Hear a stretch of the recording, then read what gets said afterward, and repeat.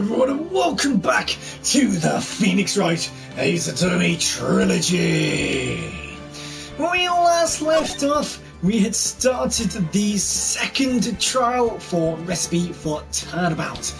We had gained some various new information, especially on Violetta or Viola or whatever, because she was involved in a car crash with Don Tiger.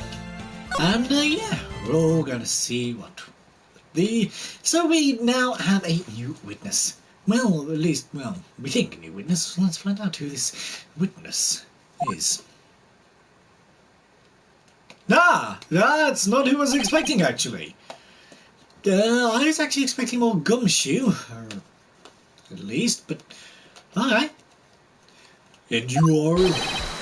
Oh, bonjour, everyone! I'm Jean Armstrong, the owner and the head of Le Très Bien restaurant. Enchanté! Forgive me for asking, but just are you a woman? Oh la la, monsieur! I am, as you can see, I am la pet and la petite gentleman, no?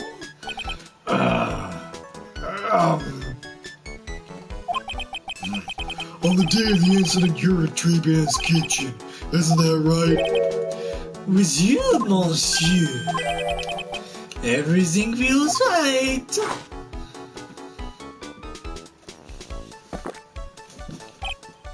Huh. Wow, he is totally unfazed.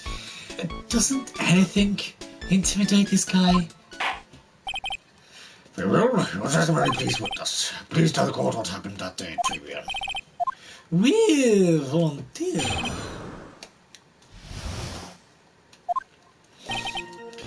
When it all happened, there were two customers in my restaurant.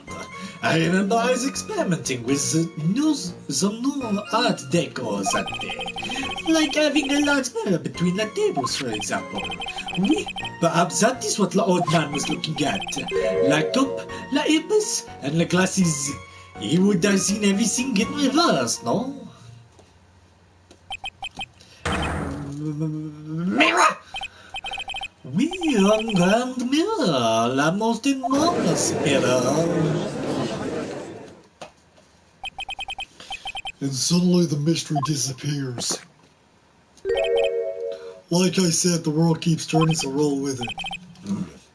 That would explain the coffee cup and the earpiece conundrum. The mirror would have made everything appear black and white. What the heck? It's way too early in the morning for this to be happening to me. Now then, Mr. Wright, we begin your cross-examination.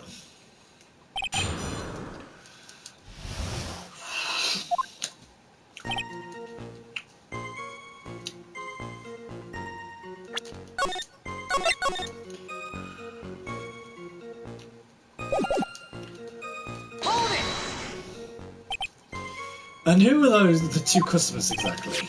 Me, of course, the young man who died, and the other not so young man. You are referring to yesterday's witness, I'm sure. What about the other man Maggie says she saw at the table? Someone tells me Mr. Armstrong isn't planning to disclose his existence. We need some hard evidence first, but before we can bring him up, don't we? I guess I'll have to try a different approach for the time being.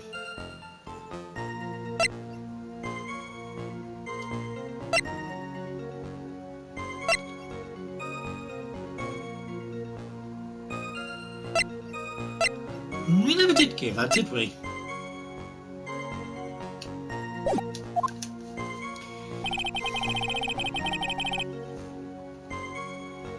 I remember I was yes. Hold it! You were experimenting with art, Deacon? How come I never heard about that before today? You are not familiar with the language of interior design, monsieur? Please stay on topic.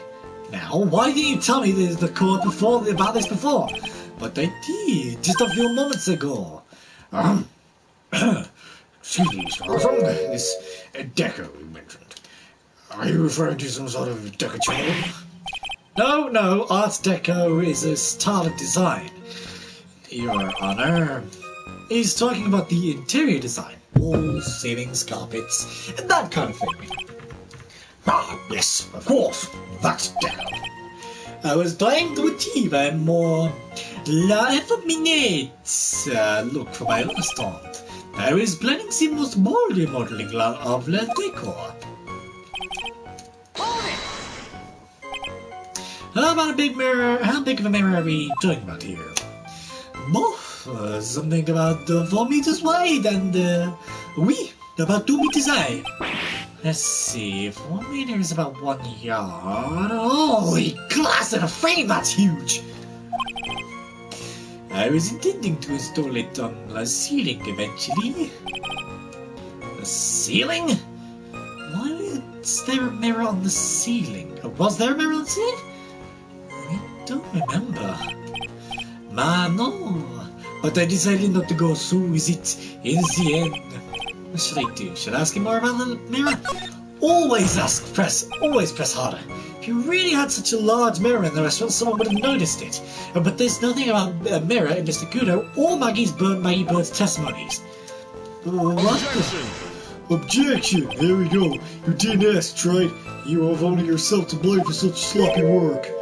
What? A mirror was delivered to Trebian the day before the incident. Really?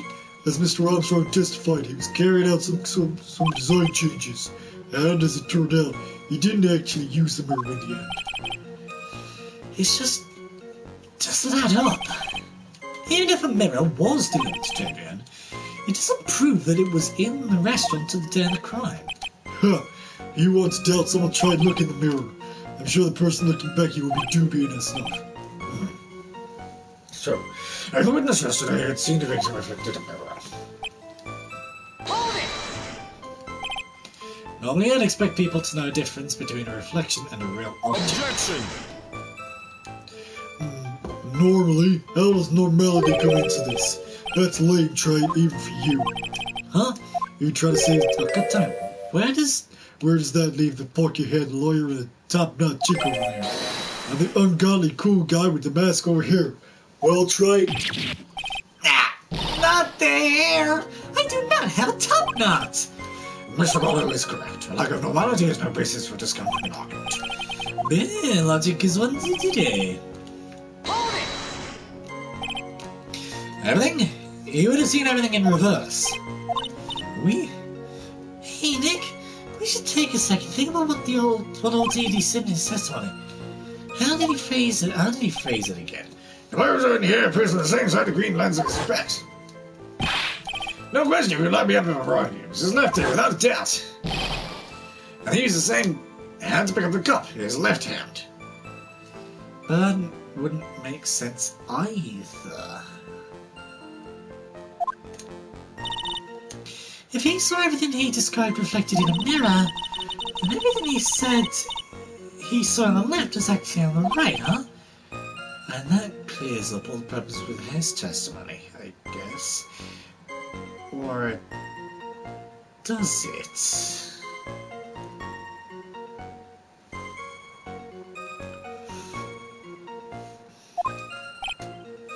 Huh. It's kind of hard to believe everything's in the fault in a mirror, but do you think they'll see any saw everything through a reflection? If he did, it would explain all the contradictions in testimony. But it just makes the situation worse for Maggie. There's gotta be something in that old man's testimony. We just gotta dig deeper.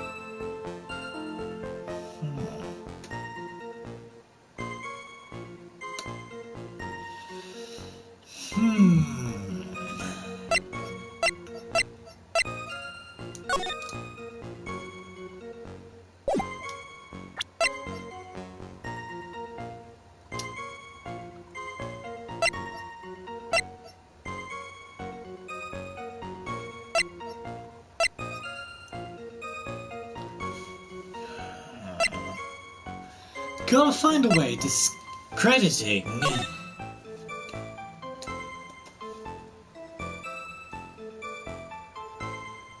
theory.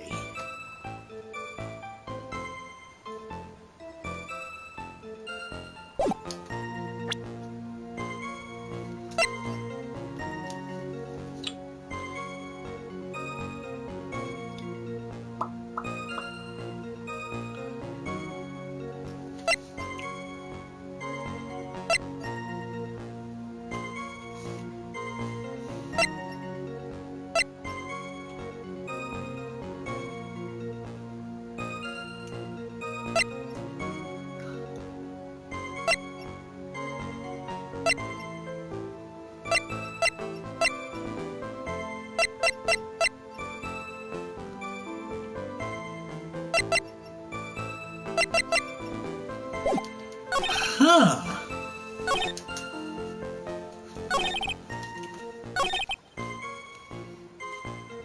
It's gotta be this one.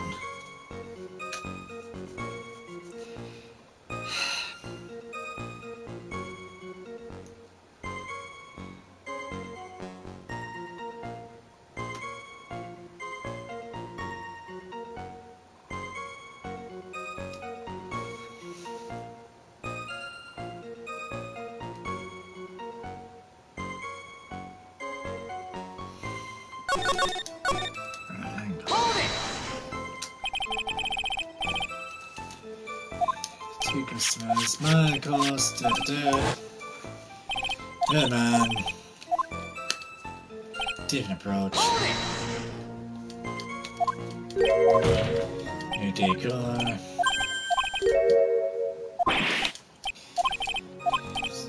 Yes, deco. That's.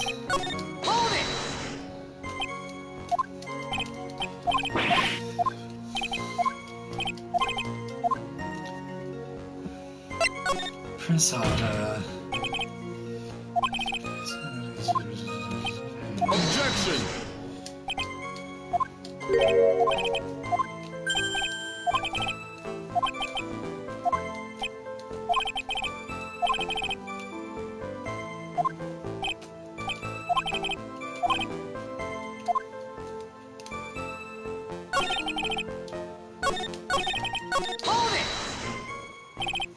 Objection! I'm an idiot! I know what it is now.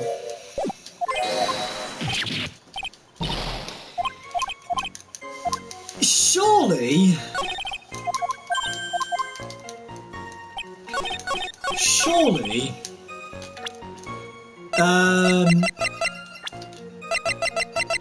Kudo would have remembered that Glenn had his left eardrum ruptured, right?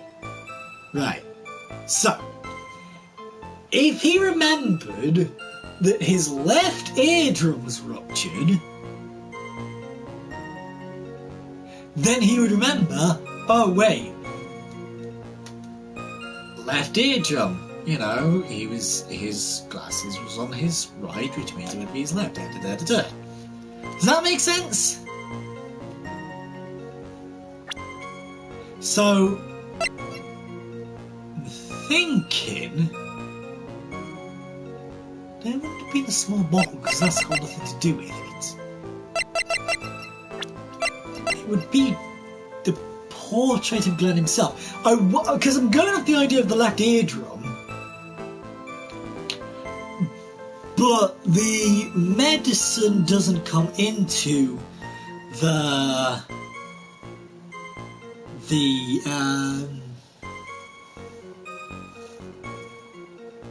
statement. That's the word I'm looking for. Don't know why I couldn't remember the word statement, but there you go. Objection! Yes! Ah. Coffee cup, the earpiece, and the HMD. I'm surprised you remember HMD. Let's think back to Mr. Kudo's testimony for a second, shall we? I was wearing the earpiece on the same side as the green lens of his specs. No question, you can let me up here as well. He's left ear without a doubt. Which he was right. So to summarise, we were told both the HMD and the earpiece were on the victim's left side. Now, if Mr. Kudo saw all that as a reflection in the mirror, it means both the HMD and the earpiece were actually on the victim's right side. Exactamente! You see, monsieur, now that you think about it, it's not so hard, no?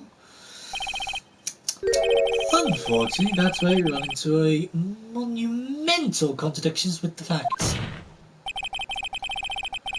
If Mr. Kudo really did see everything in the mirror, why is it the HMD is now on the wrong side of his head? All that also works, but yeah. Order! Order!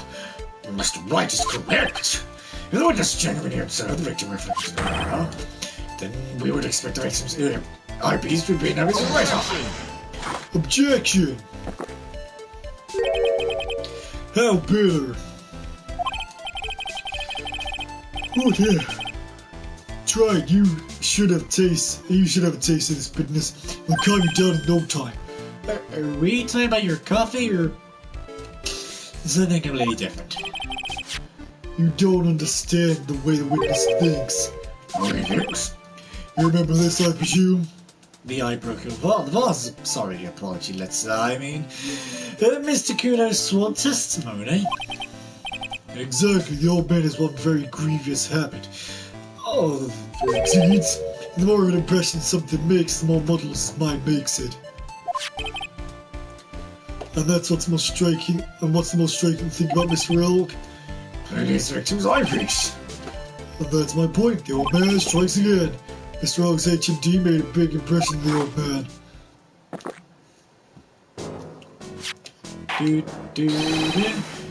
I saw the earpiece and those newfangled spectacles he was wearing. Oh yes, they were both on his left ear. Do you hear? His left ear! Ha!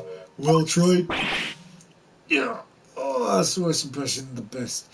That's the worst, but the best impression of Kudo ever. Wow, I really thought he was on scene for a minute there. God, that was good. Enough! I must agree that yesterday's witnesses was irresponsibly rash in much of his testimony. Bad luck, Nick. Looks like the boil of a contradiction you just found is just a rash. A bird can't be beaten by a handful of seeds, nor can it lie. So what exactly was the old man looking at? Put us in, Mr. Armstrong. Go on, tell the court, we're all ears. Oui, I can explain. Please, if you will look at the plans of the restaurant.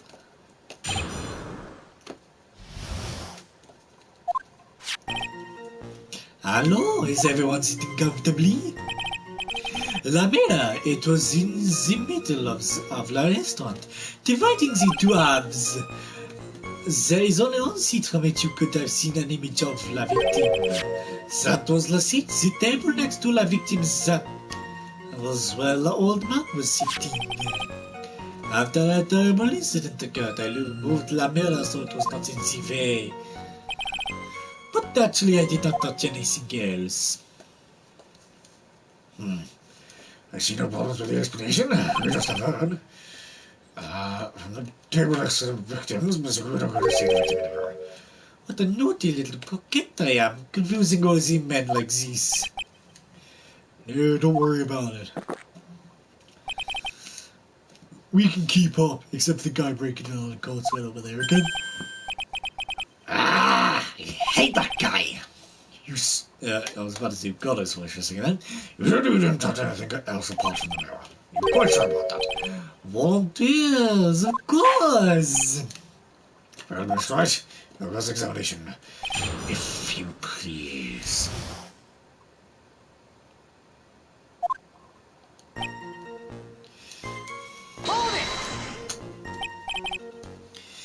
So run this by me again. The mirror was here, correct? We really? Because I know if you were, I wouldn't have put a mirror there. Because I know if I were you, I wouldn't put a mirror there. It'd be in the way. Look who's talking, Trade. Huh? You're obstructing my view among other things. But this is what I see in the courtroom. Trebian's charm is that it gives you impression that you're the only customer. Temporarily placing a mirror that spot would hardly be in the way. Unlike you, Trade. I tell you, monsieur, la mirror was there in the middle of the restaurant. Hold it!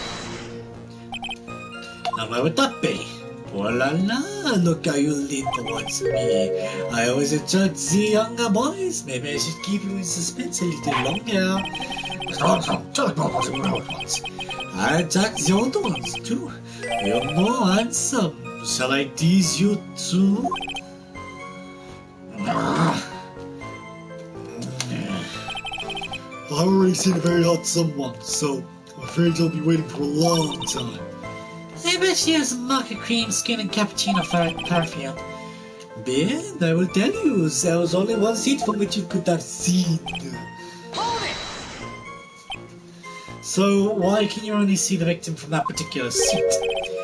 Ah, monsieur, it is obvious, no? If you look at La Blanche, you will understand. La victim would have reflected in the mirror, like so. If you were sitting at the table next to him, you would see everything, no?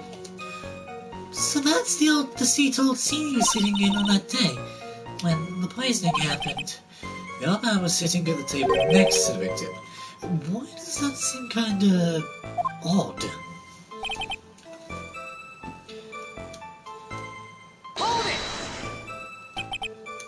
Did you move the mirror while Mr. Kudo was off calling the police?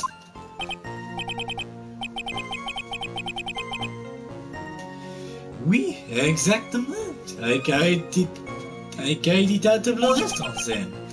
You moved a huge mirror like that all by yourself. What can I say? I know how to pick things up, handsome. Kudo actually laughed at something. Well, given the witness's physique, I suppose it is possible. Did you move anything else from the crime scene, Mr. Armstrong? I look like the implicating type, no? Hold it! Are you sure about that? I touched nothing except La Mirror. That's right. Is there something the witnesses said that doesn't match the crime scene? Yeah, there is. I just can't put my finger on what exactly. Huh, something from a case of heartburn, Trade. Oh, I have just the thing for that. And oil will go to mirror and frankincense. Add a few drops to your coffee, voila, enjoy. Focus, Phoenix. Breathe. I need to ignore those two and just find some evidence. It's pretty strange though, isn't it? I mean, nobody mentioned anything about a really large mirror. You think someone would have... but maybe didn't. I don't see it. Then the only logical explanation is that there was no mirror inside Toby in that day. Now I just gotta prove it. Somehow.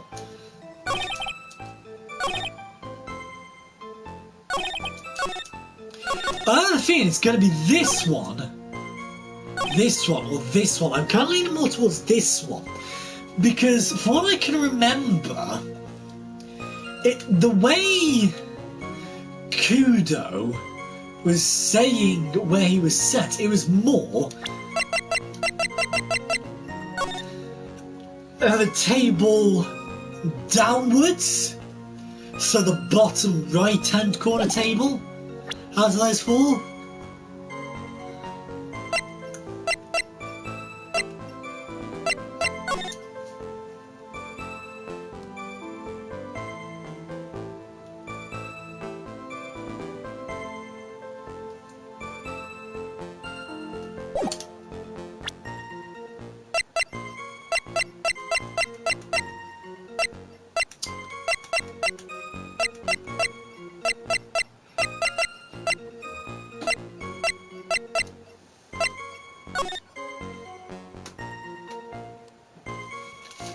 Just trying to think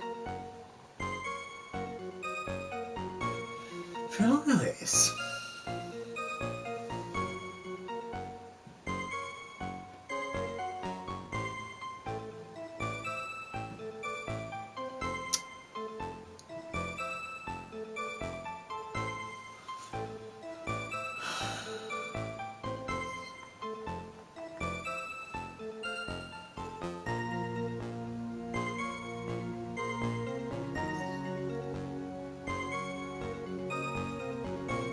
I think I've got it. I think.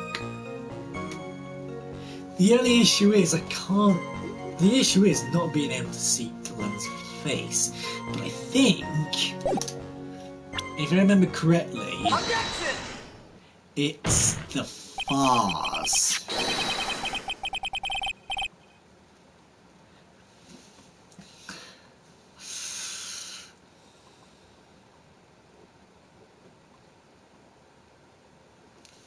This piece of evidence contradicts with the testimony we have heard, Your Honour. The prime photo? Yes, this photo clearly shows something that theoretically should not exist. What on earth did you mean by that, Mr. Wright? Should not exist? Yeah, sounds like you're describing yourself, Trilogy. Yeah, plus that. Now that the event would like to please clarify a statement. What is something that should not exist? Oh, it could be the one on his table. But I'm thinking it's this one. This is what should not be in the picture. I'm sorry, I'm afraid it was me. I suppose it's up to me to clarify the defense's claim. There's something that shouldn't exist as clearly. Wait, I've changed my mind, Your Honour. The last thing I need right now is a scalding hot coffee shower.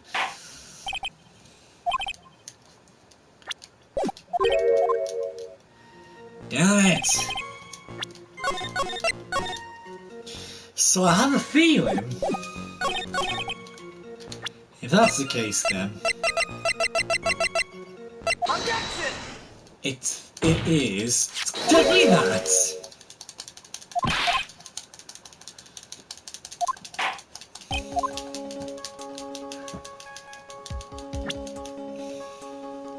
So, because I was thinking it's either on the wrong side or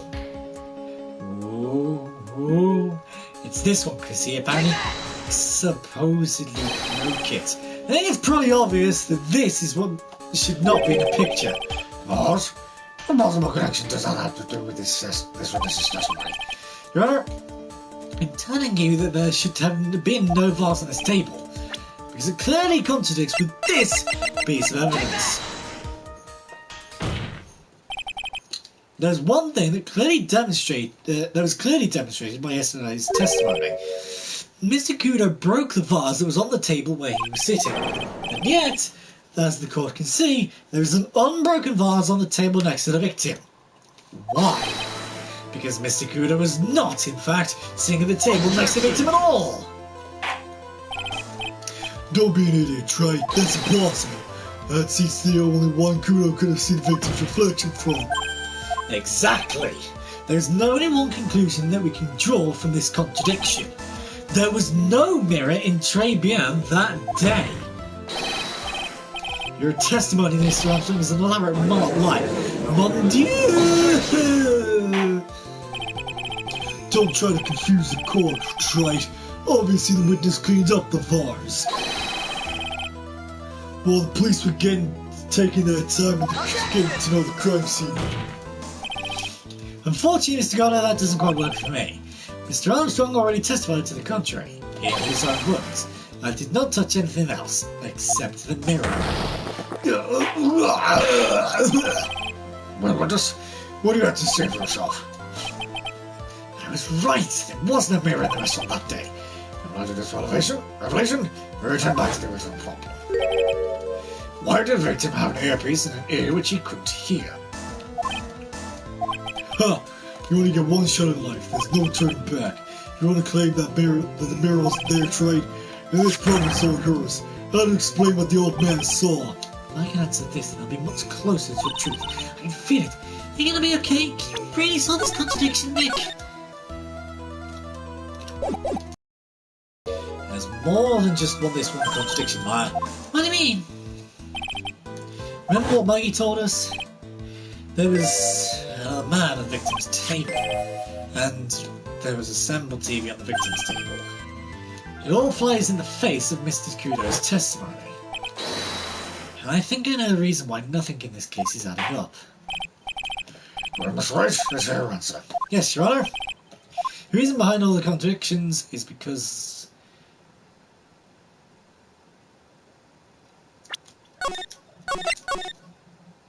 the victim was a phony.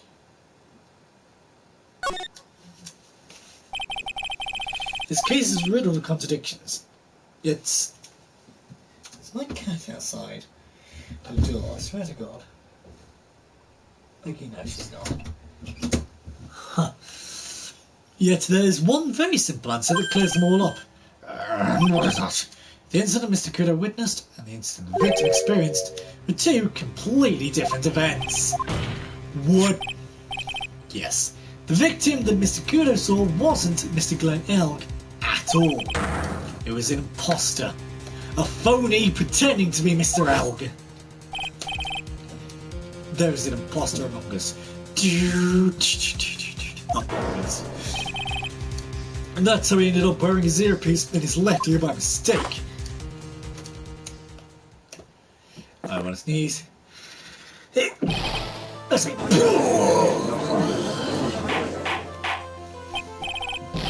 Order! Order in the court! Settle down or I'll clear the courtroom! Quiet, Gramps. Why don't you clear out of here, huh? What did you say? Try. You say that Miss Kudo saw that what Miss Kudo saw is a setup? Yes! Someone pretended to be Glenn Elg and acted out the whole copy poisoning. All for the express purpose of creating a witness out of one Mr. Victor Kudo. Get real, Trey. Why would anyone want to do that? Isn't it obvious? I think Mr. Kudo was most insistent about it in his testimony yesterday was. The servant girl wanted me to Giacchino, but she wasn't in it. That's the servant girl right there in the defense chair. I remember how well. It's a lot of leave, but There was one and only one reason to show Mr. Kudo this fake poisoning.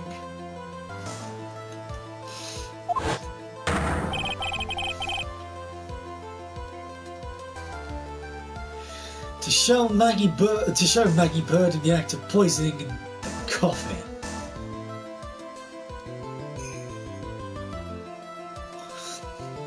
Objection!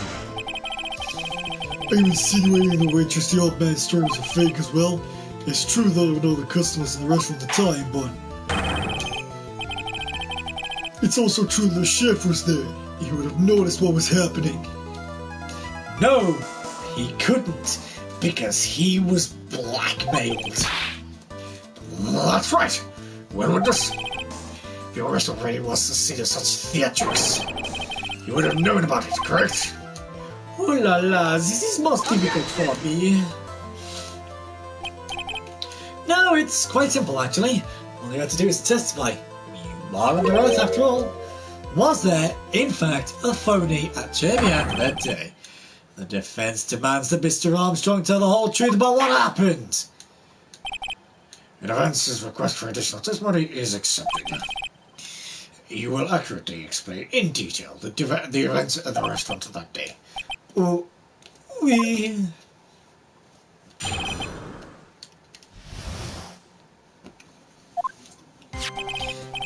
La victim, Monsieur L. came to my restaurant alone. I remember the old man arrived not long after him. There were no other customers. Then when he got the word he won the lottery, Monel became very excited. It was approximately 5 minutes later that the poisoning incident occurred. No, there was no time for phony to do the acting. Just so we're clear, there was no mirror in the restaurant after. Je vous demande pardon. Forgive me, Your Honor. I lied because I wanted this mess to be cleared up quickly. What you have just done is commit perjury, Mr. Armstrong. I will decide how to punish you later. Oui. Now we will hear the cross-examination. Mr. Wright, if you please.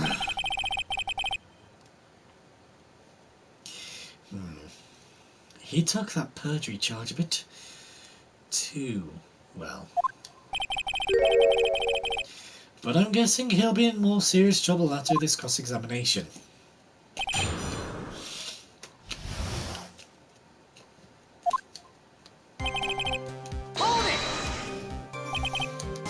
Was he alone at his table as well? Maui, I saw it from the kitchen. Yet the defendant, Miss Bird, remembers it differently. She swears there was another man with it at the table. Huh, unfortunately for you, Trey, yesterday's witness also testified the victim was alone. You know, seeing you squirm like that reminds me of a certain coffee's bittersweet pie. What kind of coffee has he been drinking? It's not coffee, it's love. It's love that's bittersweet. And might say that makes us seem wise all of a sudden. I don't like it.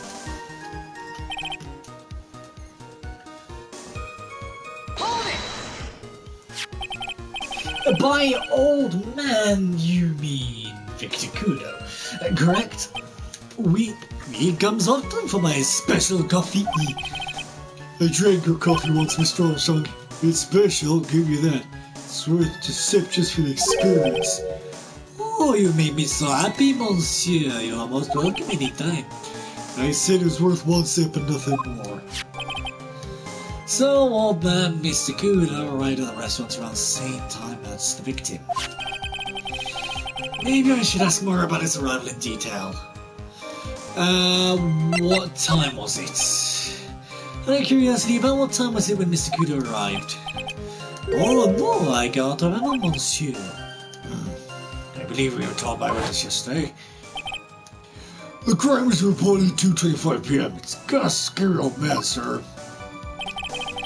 I'm sorry, my witness. Well, it happened about 20 minutes after he arrived. So the victim must have arrived between 2 p.m. and 10 p.m., no? Just after 2, huh? Thank you for helping jogging my memory, monsieur. You are wonderful.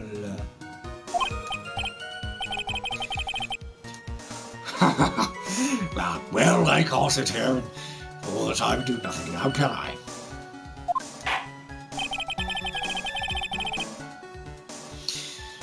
The day will be added to the time of day will be added to this is just right.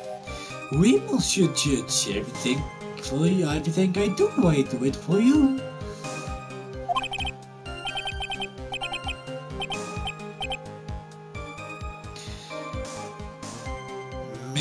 Merci bien.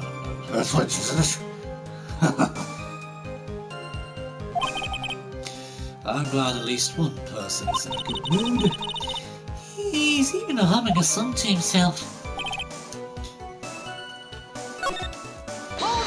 Okay, well, what about the other one? Objection!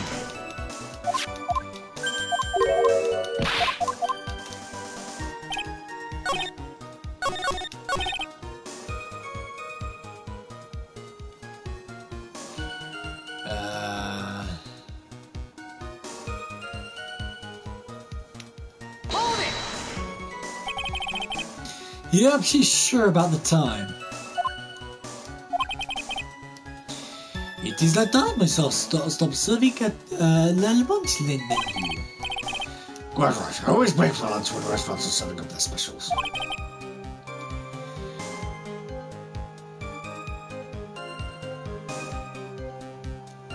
I've been known to wind up a case just to make it on time. I guess you should never get between hungry judge and his lunch. Witness, go on with your testimony, please. So your only customers for Mosquito. Objection! How many times do you really need to ask the same thing, Tried? You'd never catch me drinking the same drink twice. Huh? You're trying to establish the presence of a phony victim in the restaurant. You're wasting your time. You can't grind birdseed to make coffee if you catch my drift. There's a Holy Sesame somewhere, I'm sure of it. Hold it! Did you see him? No, I was in the kitchen. But I heard him. I remember him shouting, "Yes, have $1,000,000. Presumably, they'd have hadn't heard that too, correct? Maggie? She looked like a poor little frightened dove. And what about Mr. Kudo? Lord, my jumped on some birdseeds that got stuck in his throat. Seems we now have yet another incident on our hands. Hold it!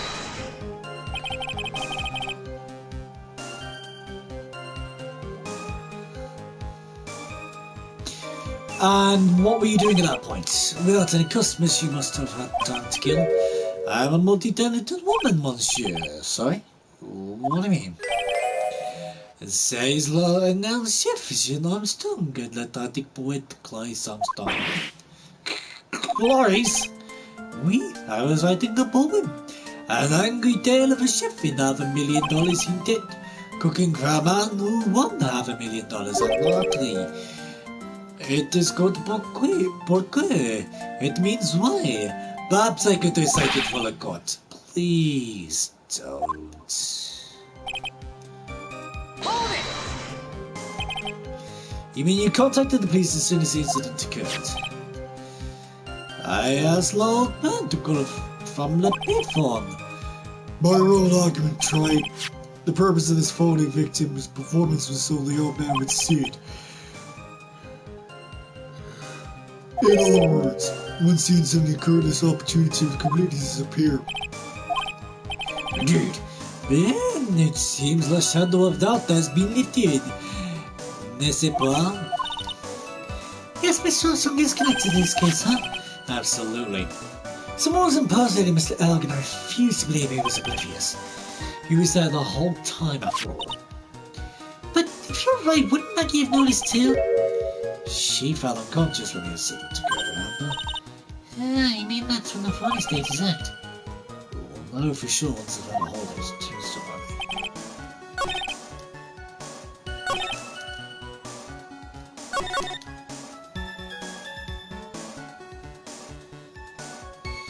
Hold it! Objection!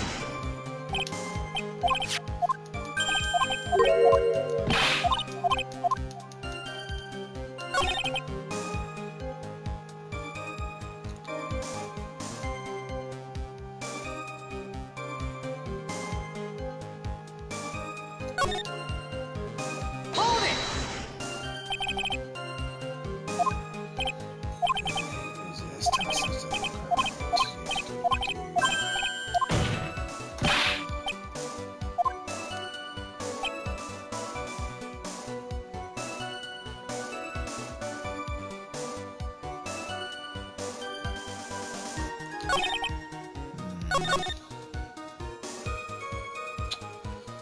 It's gotta be the time, it has to be. No.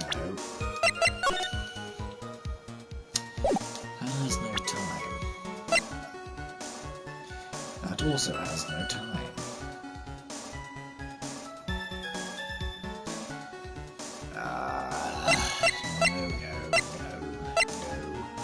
No. No.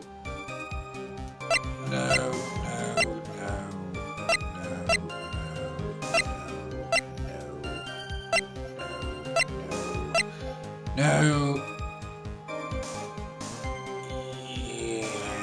Yes, yeah.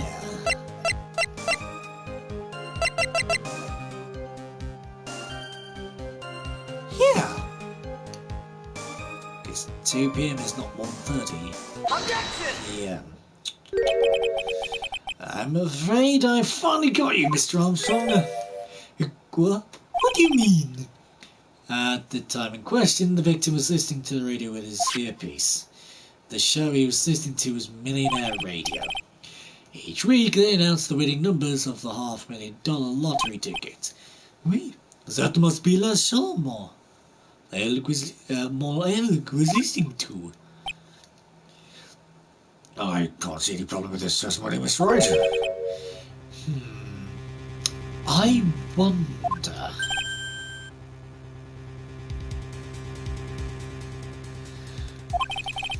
You say the victim arrived at your restaurant after 2 p.m., correct? Oui, I observed it. I remember perfectly now. I know it was that time because I had just finished serving the lunch menu. Get to the point, Train. If you have one. That show is only broadcast live at 1:30 p.m. And it claims to be the most thrilling 10 minutes of your life. It's on the air at 1:30. Now, supposedly the victim made some noise when it was announced that he had won. And yet, I don't believe his cry of joy could have occurred after 2 p.m. Because the show had already finished more than 30 minutes earlier by that point in time. No! This victim we've been told about has done nothing but the impossible. Listening to the radio with the up-to-date on, catching a show was already over, there's only one conclusion you can draw from these facts. This victim is an imposter, acting out the poisoning 30 minutes after the real murder. Yes, there were 2 Glen Elks in trivia that day. The real Glen Elk, now dead, having been poisoned by the real killer, and the phony Glen Elk. God damn it. It certainly seems that way. I mean, if that wasn't the case, how could you explain the time discrepancy? Quite a performance, Train. You were almost on a roll. But sadly, you lack the rock-hard foundation of rhythm to build your song. What is this? Music Theory 101? Let's recap. According to your imaginative theory, it's now just after 2 p.m. The phony Elk is performing a play for the benefit of Mr. Kudo. How to explain then where the real Glen Elk is? I don't believe I have to spell this out for the court. However, at that time the real Glen Elk was already dead. That's certainly an obvious reason.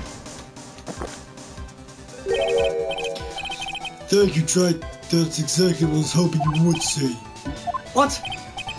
Now I presume you can prove this theory, Bros. Can you explain where the missing corpse went to? Missing corpse? According to the old man's testimony, he's not the only one with the customer there. And that customer's a funny Glen Elk. Then where did the killer hide the body for the real victim? The prosecution has another point, Mr. Wright. If your theory is to stand up to examination by the court, you must provide us with proof by answering the prosecution's question.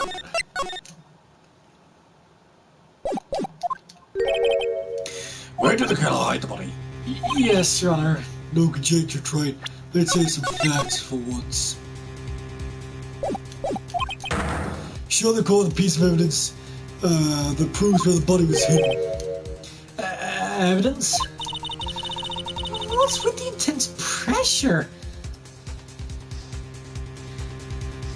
in here all of a sudden.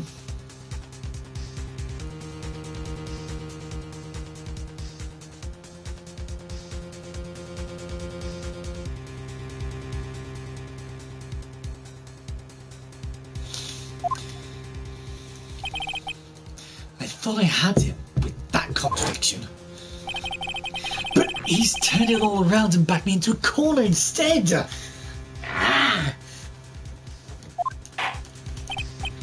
Well, Mr. Wright, then we'll now hear the defense's theory evidence.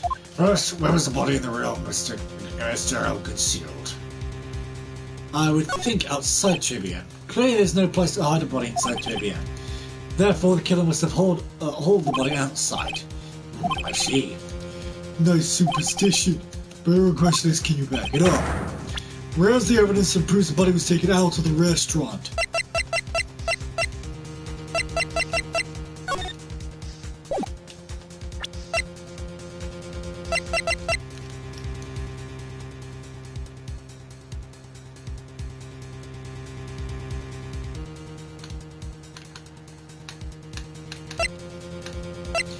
show you the small bottle.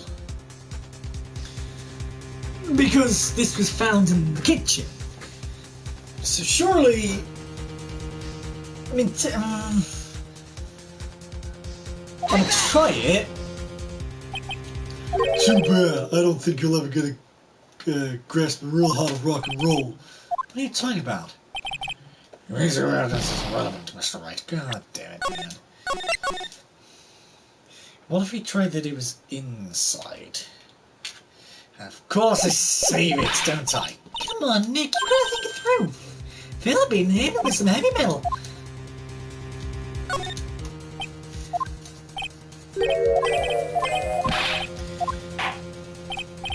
Well, Mr. Wright. Let's try inside JBM then. It would have been too dangerous to take the body outside. Obviously, the body must have been hidden somewhere inside JBM. Interesting. But where could a body have been hidden inside a restaurant? Perhaps you would care to share the report on these plans, Mr. Wright. Yes, Your Honor. Here's our location. Take that! Kitchen. The body was hidden here. I see. No superstition. The real good shit is gonna bring it up. Take that! It was. Damn, I just had it the wrong way around. God damn. Yeah. Mr. Armstrong, do you recognize this bottle? No, no, no, no. I have never seen that ugly little bottle before in my life. I only use la very best bottles, monsieur. The highest quality only for me. Where was that bottle found, Mr. Wright? Interestingly enough, Your Honor, it was found in the kitchen of JBM. Eh? What? But I only ever use these bottles for my aromatherapy oils. But this bottle doesn't contain aromatherapy oil, Mr. Armstrong. No. It contains a medication. What kind of medication? I'm sure everyone remembers, don't they? That Mr. Elg visited a clinic and was given medication that day. Had the contents of the bottle analysed, and I have the lab results here. Contents of the bottle matched the prescription that was given to Mr. Elg. Glenn Elg's murderer hid the body in the restaurant kitchen, at which time this bottle fell out of the victim's pockets. Mr. Armstrong, an incident occurred. Didn't you say you were in the kitchen? Mon Dieu! Yes, you know what I'm on about, what I'm about to say to you. It was you who hit the victim's body. You did a fine job pretending to defend my client, Maggie Bird. However, you were setting her up to take the fall behind the poor girl's back. No! Order! Order! This is an extraordinary development. What does do you murder Mr. Elg? Never, I could not do such an horrible thing. No! Oh! Mr. Gallo? The bitterness. Every time I get lied to, I always tell them about coffee. That's one of my rules. Do you have the slightest idea how many cups you've had by now? Then I like to do the same person would like to do to me. I like to take them down the cup of coffee. Listen, chef, how do I do a brand new flavor? In your air, my hate's to fishing friend. Je veux demander pardon. Please, you must hear me out. It is a top. Listen to me. Por favor. You hablo español, Mr. Armstrong, and por favor is Spanish. I'm only gonna ask you once. Did you do it? No, no, no. Absolutely no. Let's hear it. You got one shot, right, Gramps? What does?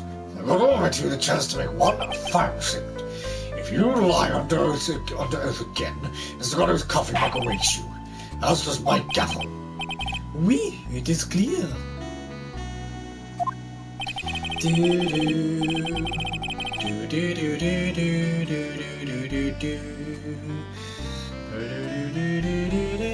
What do they always say in movies? I got a bad feeling about this. Very well, begin your final testimony, Mr. Armstrong. the confession. It is true, I ate the body in the kitchen. A man forced me to do it, I had no choice. I had to go along with him because there was a reason why I could not refuse. But I did not kill him, I swear, you must believe me. You were forced? By who? I think I know who. By the other customer. I cannot say, otherwise I will be released. Let's try a different question then. When Mr. Elk died, was he really the only person at his table? There was. There was another man. I knew it! I knew he was telling the truth.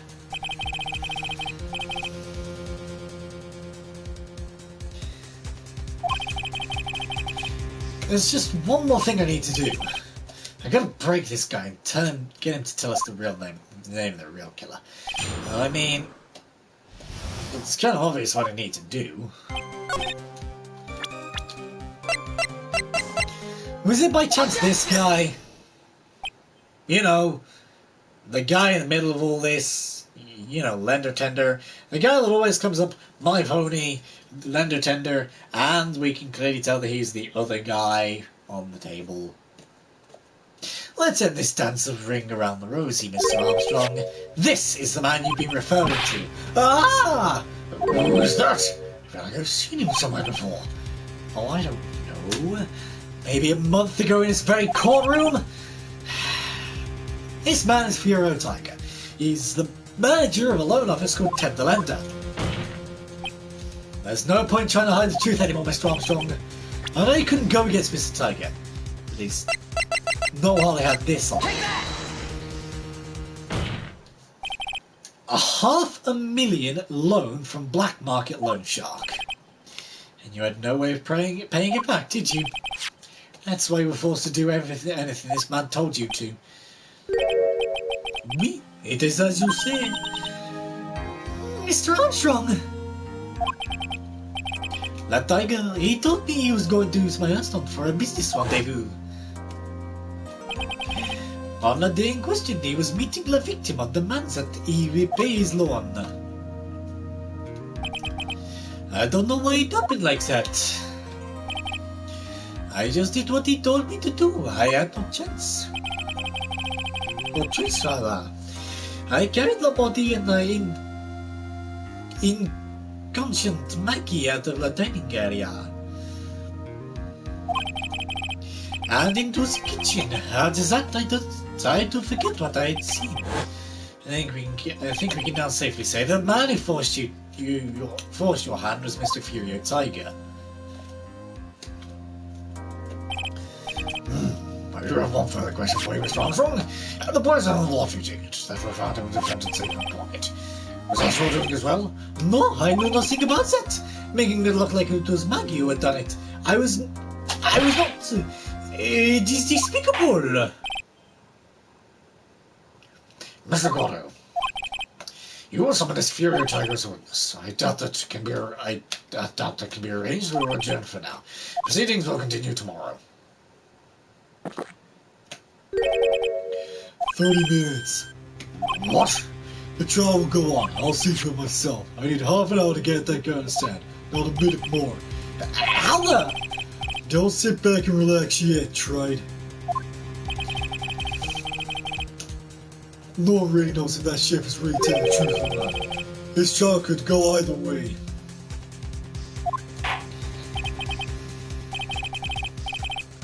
Very well. Your request is granted, Mr. Gordo.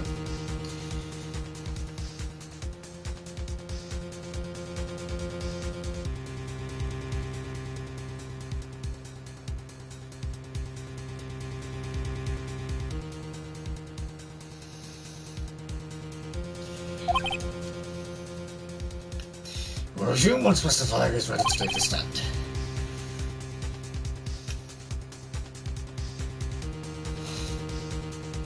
Until then, court is adjourned for a 30-minute recess. To be continued.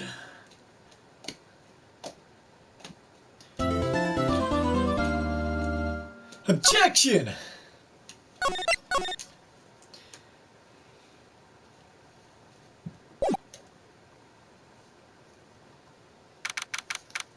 January 8th, 1:21 PM. District Court Defendant Lobby number 1. So we're finally gonna see the tiger on the stand. Oh, it's got this kid's one now, Nick. I wish I could agree. Huh? When I cross-examined Mr. Armstrong just now, when he said he was just doing what the tiger told him to, but Goddo picked on it, I remember? He pointed out without proof, we don't know if what he testified is the truth. You mean you think Mr. Armstrong was lying? I don't know. But if that's the line the prosecution takes, we could be in trouble. I get the feeling that we don't have the case-making evidence we're going to need. Hey, pal. Did I do that was you? What are you doing so jumpy about, detective? Your hair's standing on end. Hey, that's the black coat and the kind of black. It's top knot. A knot? A tight knot? A top knot? Never mind the hair. Just calm down, alright? I can't stand still when I don't get a job, don't have a job to do. I get kind of wound up. No kidding. You gotta do something. You gotta have something you need me to do, pal. Anything. Well, Hey, I'm gonna take a job out down to the precinct. I'll get some print supplies for you in an hour. hour? The child have reconvened by then.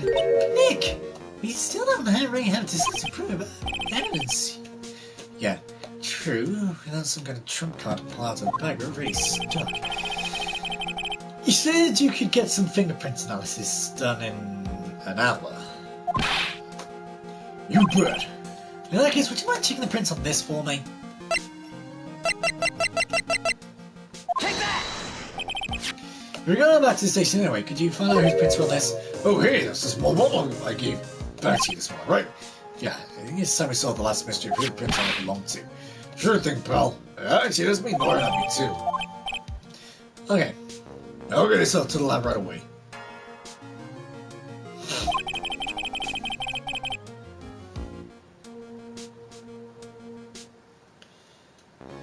Just make sure you don't lose the case before I get back. Remember that, pal. This is pretty much the final showdown, I guess. It's time to separate the phonics from the real guys. Oops. 156. 156. Court will now reconvene. Soto, did you find Furio Tiger? Furio Tiger, we'll find out in the next episode. But if you guys did enjoy this episode, please don't forget to leave a like and subscribe. It really does help. Click the bell icon down below to be notified when I live stream or upload a video. I'll see you guys in the next episode.